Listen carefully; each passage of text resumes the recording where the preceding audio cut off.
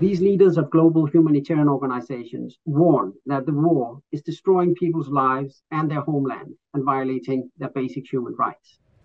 They call on the parties to the conflict to end the fighting, protect civilians, and give humanitarian organizations unfettered access to all people in need in all areas of Sudan. Since the start of the conflict in Sudan on the 15th of April, over 4.3 million people have been forced to flee.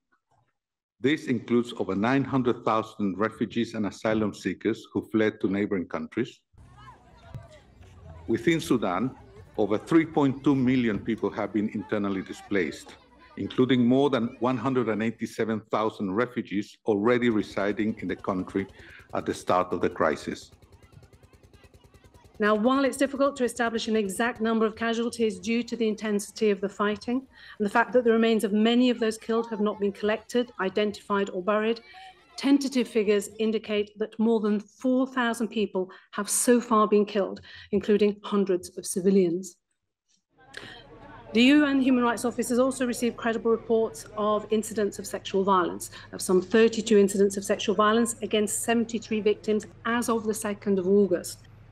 From our own statistics, many of the partners who work on gender-based violence and providing services, treatment, and case management, as well as counseling, have reported a 50% increase in gender-based violence since the start of the conflict.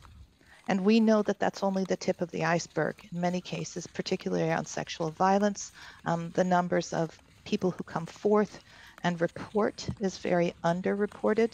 It limits survivor access to medical counseling and the legislative services, as well as the untold suffering and impunity for the perpetrators.